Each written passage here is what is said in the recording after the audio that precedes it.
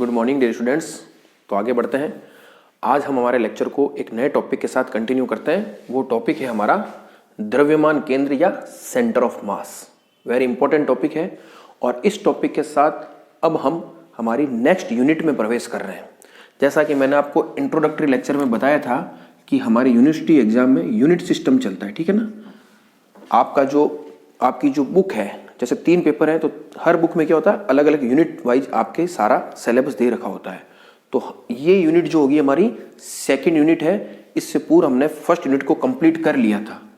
एक brief recall लेते हैं और फिर इस लेक्चर में आगे बढ़ते हैं। यूनिट जो फर्स्ट थी उसके अंतर्गत आपके 3 टॉपिक थे मेन।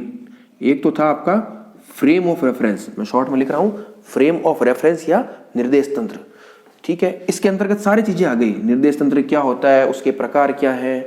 इसके अलावा आपने जो ट्रांसफॉर्मेशन इक्वेशन देखी थी, गैलीलियन रूपांतरण, फिर आपने आभासी या छद्म बल को देखा था, फिर घूर्णी निर्देश तंत्र को देखा और कोरियोलिस बल। ये सारे टॉपिक इसी के अंतर्गत थे। फिर इसके साथ इसमें एक चीज ये भी आती थी STR यूनिट में, और एक आता है सेंट्रल फोर्स, ठीक है ना। STR को कहते हो आप स्पेशल थ्योरी ऑफ रिलेटिविटी या आपेक्षिकता का विशिष्ट सिद्धांत, और सेंट्रल फोर्स को कहते हो केंद्रीय बल। तो जो मेरे चैनल है, यूट्यूब चैनल जो मेरा है, जिस पर आपके फर्स्ट ईयर का मैकेनिक्स का जो मैंने प्लेलिस्ट बना रखी है, उसमें तो केवल आपको इस FOR यानी frame of reference related video ही वहां अवेलेबल है। लेकिन STR और सेंट्रल फोर्स के जो वीडियो है, हालांकि मैंने इनके वीडियो बना रखे हैं, लेकिन इन दोनों की वीडियो को मैंने क्या किया, जो हमारा एक प्लेलिस्ट मेरी और है, उसमें MSc एंट्रेंस एग्जाम की फॉर IIT JAM, तो उसमें इन दोनों को डाल रखा है। क्योंकि जब ये बनाए गए थे तब उन स्टूडेंट की डिमांड पर बनाए गए थे जिनको IIT एंट्रेंस एग्जाम देना था। तो चीज वो की वही है।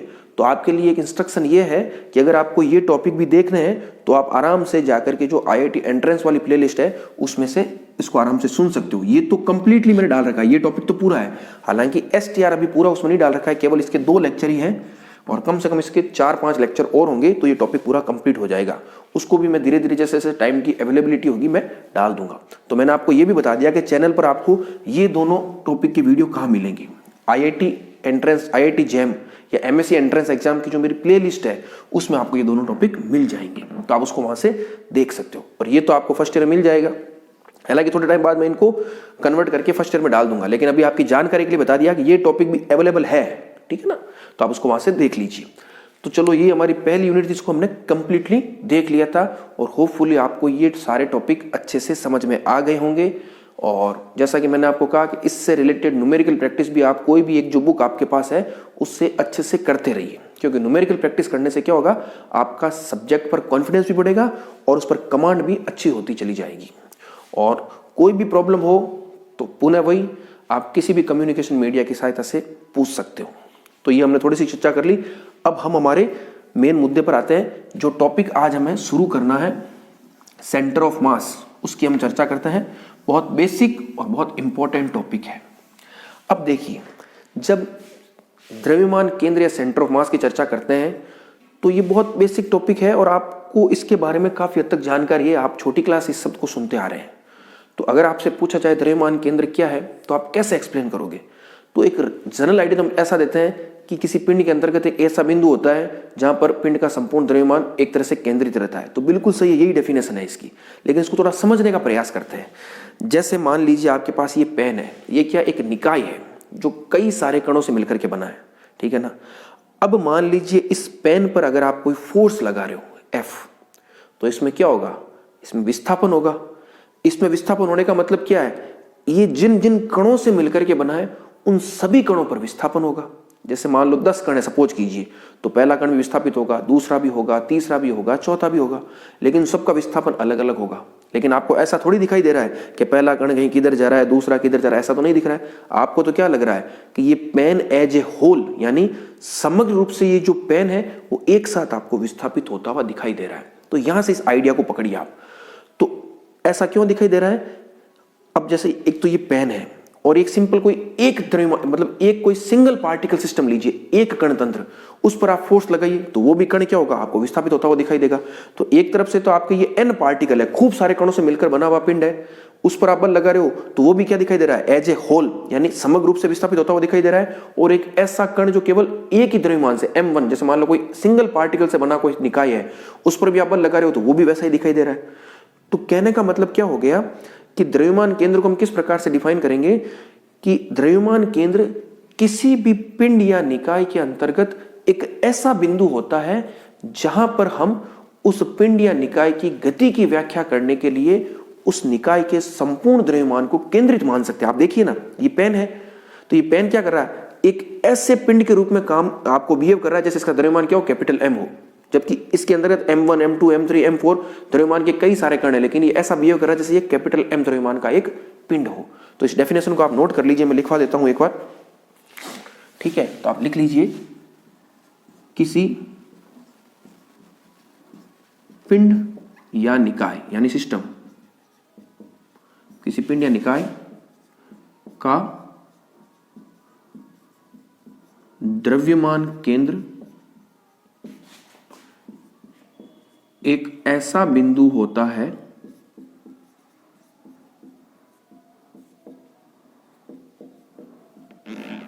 जहां उस पिंड या निकाय की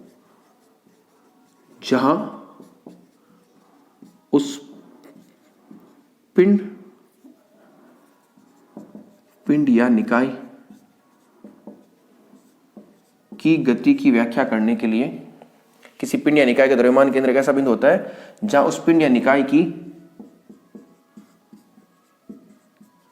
गति की व्याख्या करने के लिए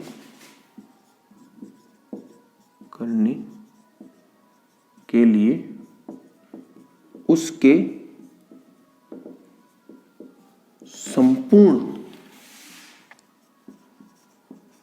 द्रव्यमान को केंद्रित माना जा सकता है। तो ये क्या कहलाएगा, द्रव्यमान केंद्र। ये इंपॉर्टेंट डेफिनेशन है जिसको मैंने आपको एग्जाम्पल से भी बता दिया। तो क्या बोला मैंने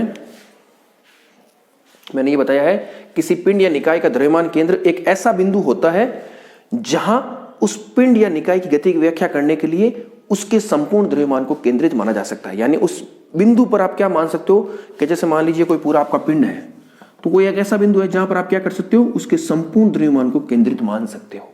ये M1, M2, M3 अलग अलग द्रव्यमान कणों से मिलकर के बना है, लेकिन अगर आपको इस पिंड की गति की व्याख्या करनी, यानी इस पर जो बल F = ma लग रहा है जिसके कारण से विस्थापन हो रहा है, तो उस बल की व्याख्या आप ऐसे कर सकते हो जैसे संपूर्ण द्रव्यमान एक बिंदु पर केंद्रित है। तो ये डेफिनेशन थी जिसको मैंने आपको बताया, बहुत बेसिक है, हालांकि अभी हमें पूरा डिटेल में टॉपिक देखना है। अब हम आगे क्या करते हैं कि द्रव्यमान कोई भी पिंड है, जैसे मान लीजिए कोई पिंड है, तो इसका द्रव्यमान केंद्र कहां स्थित होगा, यानी एक तरह से देखा जाए तो द्रव्यमान केंद्र की स्थिति के बारे में हम चर्चा कर रहे हैं। या आप यूं कह सकते हो कि द्रव्यमान केंद्र के लिए हम एक क्या करेंगे, मैथमेटिकल एक्सप्रेशन को फाइंड करेंगे, एक गणितीय व्यंजक को प्राप्त करेंगे, यानी एक ऐसी हम शर्त निकाल करके लाएंगे कि अगर इस शर्त का पालन हो रहा है तब वह बिंदु आपका क्या कहलाएगा, द्रव्यमान केंद्र कहलाएगा। इस डेफिनेशन में तो हमने शर्त क्या लगा दी कि संपूर्ण व्याख्या करने के लिए आप उसको केंद्रित मान सकते हो। अब हम क्या करेंगे, एक सिस्टम लेंगे पूरा, ठीक है, एक बड़ा सिस्टम लेंगे और उस सिस्टम के अंतर्गत हम बताएंगे कि यदि इस शर्त का पालन हो रहा है तो इस सिस्टम के अंतर्गत वह बिंदु जो भी हम निर्धारित करेंगे वो आपका क्या कहलाएगा, द्रव्यमान केंद्र कहलाएगा। आप बहुत ध्यान से देखिए, मैं पूरा बोर्ड पर लिख करके आपको बता दूंगा, कोई दिक्कत नहीं होगी। और वो मैथमेटिकल जो कंडीशन है वो बहुत इंपॉर्टेंट है, आपको हर समय उसको याद रखना है, वो बहुत काम आने वाली है। और वही एक्चुअल में सेंटर ऑफ मास की डेफिनेशन है एक तरह से। तो देखिए अब मैं क्या कर रहा हूं, मैं एक बहुकण तंत्र ले रहा हूं। याद रखिए मैं क्या ले रहा हूं, बहुकण तंत्र। बहुकण तंत्र का मतलब क्या हो गया कि एक ऐसा सिस्टम या निकाय या बॉडी जो अनेक कणों से मिलकर के बनी है। जैसे मान लीजिए आपके पास ये कोई बॉडी है, ठीक है ना, ये क्या एक n कण तंत्र है जिसमें M1, M2, M3 इस प्रकार के अलग अलग द्रव्यमान कणों से मिलकर के बनी है। ये मान लीजिए आपके पास M2 है, ये मान लीजिए आपके पास M1 है, उसी प्रकार से ये n कणों से मिलकर के बनी है, ठीक है ना। M1, M2, ये आपका M3, M4 कुछ भी कह दीजिए आप, ठीक है ना। कहने का मतलब है अनेक कणों से मिलकर के ये बनी है। अब देखिए निर्देश तंत्र की परिभाषा आप जानते हो, ये मान लीजिए कोई निर्देश तंत्र है आपका, कोई भी निर्देश तंत्र है, मैंने यहां डिफाइन कर दिया। तो अगर मैं कहूं कि इस कण या ये जो सिस्टम है, इस सिस्टम के अंतर्गत जो कण है M1, M2, M3, M4 जितने भी, उनके स्थिति सदिश क्या होंगे। तो किसी भी पिंड के लिए अगर आपको स्थिति सदिश को डिफाइन करना है तो आपको क्या चाहिए, निर्देश तंत्र चाहिए। ये हम बिल्कुल बेसिक समझ चुके हैं पहले यूनिट में कि निर्देश तंत्र क्या है। निर्देश तंत्र सिंपल सा अर्थ है कि किसी भी घटना को आप कहां से खड़े होकर के देख रहे हो। जैसे मैंने कह दिया कोई n कण तंत्र है, इसके M1 द्रव्यमान का स्थिति सदिश R1 है, तो आप मुझसे पूछोगे R1 कहां से है, तो मैंने कह दिया भाई मैंने कोई निर्देश तंत्र ले लिया, ये O मूल बिंदु है, तो यहां से इसका स्थिति सदिश क्या है, R1 है। ठीक है ना, आप कहीं यहां भी ले सकते हो, कहीं भी ले सकते हो, आपको एक फ्रेम ऑफ रेफरेंस तो डिफाइन करना ही पड़ेगा। क्योंकि जब आप किसी भी घटना की व्याख्या करोगे तो किसी भी घटना की व्याख्या करने के लिए आपको क्या चाहिए, एक निर्देश तंत्र चाहिए। मैंने शुरुआत में जो फर्स्ट लेक्चर में यही बता दिया कि कोई भी इवेंट को अगर आप समझा रहे हो तो इवेंट में दो चीजें होती है, व्हेन एंड वेयर, कब और कहां। तो उसके लिए आपको क्या चाहिए, एक निर्देश तंत्र चाहिए। तो हमने क्या ले लिया, एक निर्देश तंत्र ले लिया। तो इस निर्देश तंत्र के सापेक्ष M1 द्रव्यमान का जो कण है उसका स्थिति सदिश क्या है, R1 है। उसी प्रकार से जो आपका M2 होगा उसका क्या हो जाएगा, R2 हो जाएगा। इसी प्रकार से मान लीजिए कोई I वा कण है, कौन सा है, I वा कण, in general I equal to 1 2 3 4 5 कुछ भी हो सकता है। तो कोई I वा कण है, उसका स्थिति सदिश क्या हो जाएगा, उसका स्थिति सदिश हो जाएगा आपके RI हो जाएगा। इसमें तो कोई दिक्कत नहीं, बिल्कुल बेसिक है। अब आपको पता है कि ये पूरा एक सिस्टम है जो अनेक कणों से मिलकर के बना है। प्रत्येक कण के द्रव्यमान अलग अलग है, M1, M2, M3, और इस पूरे सिस्टम का एक द्रव्यमान केंद्र भी है। अब मान लीजिए इस पूरे सिस्टम में कोई एक बिंदु C है, कोई बिंदु एक C है। इस C का स्थिति सदिश मैं क्या कह रहा हूं, कोई RC है। अभी यह बिंदु C द्रव्यमान केंद्र नहीं है, याद रखिए। कोई मैंने एक रैंडम यादृच्छिक रूप से एक बिंदु C ले लिया, उस C का स्थिति सदिश मैं कह रहा हूं कैपिटल RC, ठीक है ना। अब देखना, यही बिंदु C अभी थोड़ी देर के बाद आपको द्रव्यमान केंद्र मिलेगा, लेकिन उसके लिए क्या होगा, कोई एक ऐसी शर्त हम निकालेंगे जिसका पालन होना जरूरी है।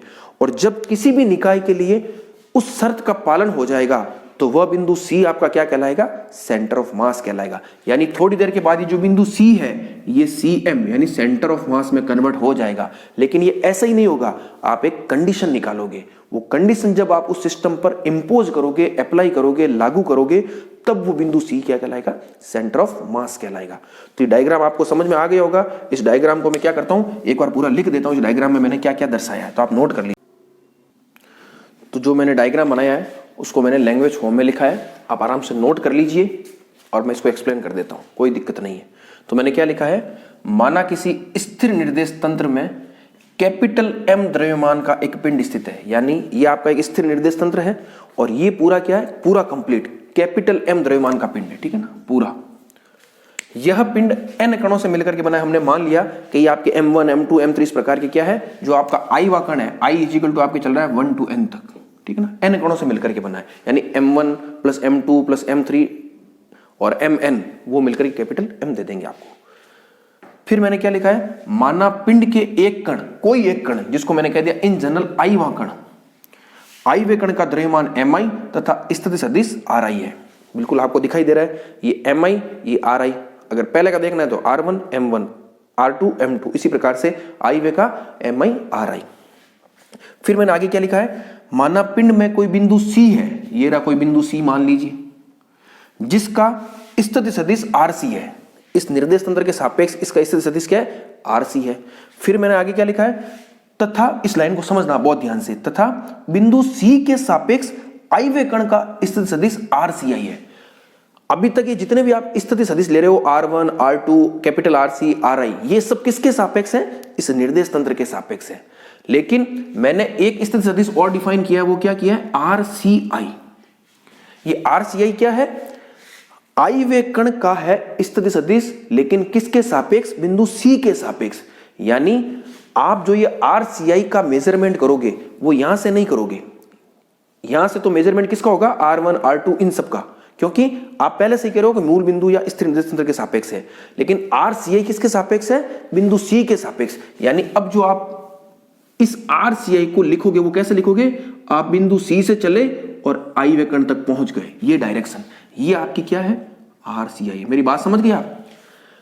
स्थिति सदिश जो भी होता है R1 R2 कुछ भी, ये हमेशा क्या होता है, सापेक्षिक होता है। आपको कोई न कोई एक बिंदु या कोई न कोई एक निर्देश तंत्र डिफाइन करना पड़ेगा।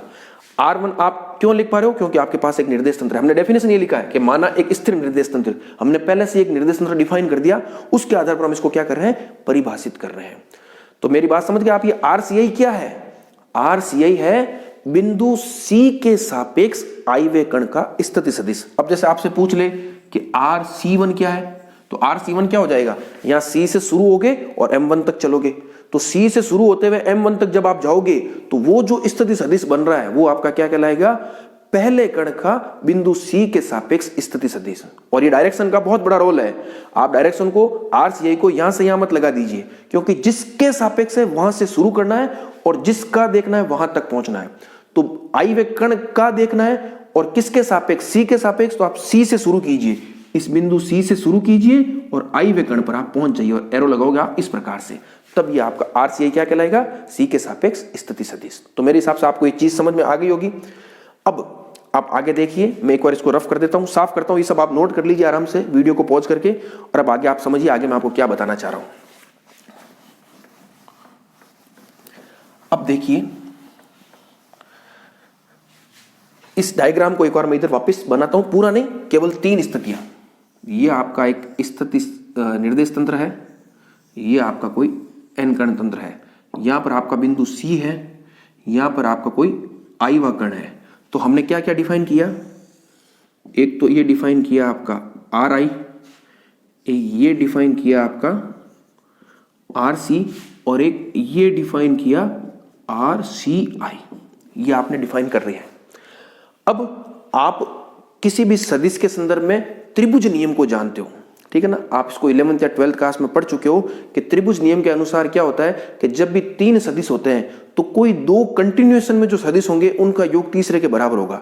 अब ये 3 के लिए नहीं, ये 4 के लिए, 5 के लिए, कितने ही सदिश हो, जो सब कंटिन्यूएशन में उन सब का योग जो लास्ट में बचेगा उसके बराबर होगा। तो जैसे मान लीजिए ये इधर जा रहा है, ये इधर जा रहा है, लेकिन ये इधर आना चाहिए, लेकिन ये इधर से है। तो इस त्रिभुज नियम से अगर मैं इसमें त्रिभुज नियम लगाऊं तो क्या मैं ऐसा लिख सकता हूं, आप देखिए RC plus RCI is equal to RI। आप देखिए ये दोनों कंटिन्यूएशन में है और ये विपरीत दिशा में है। तो आप यहां लिख सकते हो सदिशों के लिए त्रिभुज नियम से, आप यहां लिख दीजिए सदिशों के लिए त्रिभुज नियम से, आप ऐसा लिख सकते हो। तो ये कंडीशन आ गई, ठीक है। अब मैं क्या कर रहा हूं, इसको इक्वेशन नंबर 1 दे दीजिए। अब आगे मैं क्या करूंगा, समीकरण 1 के दोनों पक्षों को मैं निकाय के द्रव्यमान से मल्टीप्लाई करूंगा। दोनों पक्षों को निम्न प्रकार लिखा जा सकता है। कैसे लिख सकते हो आप, मैं ऐसे लिख सकता हूं, summation I is equal to 1 to n mi, यानी इस पद से मैं क्या कर रहा हूं, इस पूरी समीकरण को गुणा कर रहा हूं। तो ये लीजिए RC के साथ भी हो गया, plus summation I is equal to 1 to n mi, RCI भी हो गया, is equal to summation I is equal to 1 to n mi, और RI भी हो गया। ये क्वेश्चन नंबर 2। मैंने कुछ नहीं किया है, जो पिंड का द्रव्यमान है उसको मैंने क्या कर दिया, समीकरण 1 के दोनों पक्षों से मल्टीप्लाई कर दिया, ठीक है। अब देखिए अभी तक जो हमारा बिंदु C है वो क्या है, एक बिंदु C है, अभी हम उसको द्रव्यमान केंद्र नहीं कह रहे। और ये जो एक राशि निकल करके आई है इसका एक नया नाम है, ये जो है आपकी summation I is equal to 1 to n mi RCI। ये बेसिकली है क्या, इसको इस प्रकार से लिख सकते हो आप, M1 RC1 plus M2 RC2 plus dot dot MN RCN, ये इसी प्रकार से लिख सकते हो। तो ये जो इंडिविजुअल पद है M1 RC1 M2 RC2 MN RCN, ये क्या कहलाते हैं, आगुण कहलाते हैं। क्या कहलाते हैं, आगुण, ठीक है ना। आपको ज्यादा इतना सोचने की जरूरत नहीं, इनका एक नाम है आगुण। तो ये पहले कण का आगुण, ये दूसरे का, तीसरे का। और ये दर्शा क्या रहा है, M1 RC1 क्या दर्शा रहा है, M1 RC1 दर्शा रहा है पहले कण का द्रव्यमान और बिंदु C के सापेक्ष स्थिति सदिश का गुणनफल। इसको अगर आप लैंग्वेज में लिखना चाहो, यहां देखिए आप M1RC1 को अगर मैं लैंग्वेज में लिखना चाहूं तो क्या लिखूंगा, पहले कण का द्रव्यमान तथा उसी कण की बिंदु C के सापेक्ष स्थिति सदिश का गुणनफल। तो ये क्या कहलाएगा, आपका पहले कण का आघूर्ण कहलाएगा। अब हमारे मेन चीज पर आगे, यहां तक आप पूरा समझ चुके हो। अब मैं कंडीशन अप्लाई करूंगा, उस कंडीशन को आप ध्यान से देखिएगा। इसको मैं थोड़ा साफ कर देता हूं। वो कंडीशन है वही आपके द्रव्यमान केंद्र की परिभाषा बताएगी।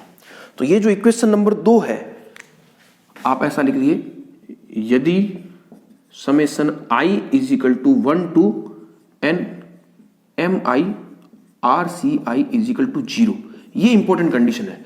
अगर ये कंडीशन है, यानी अगर ऐसी स्थिति है कि सभी आघूर्णों का योग शून्य हो, तब उस स्थिति में बिंदु C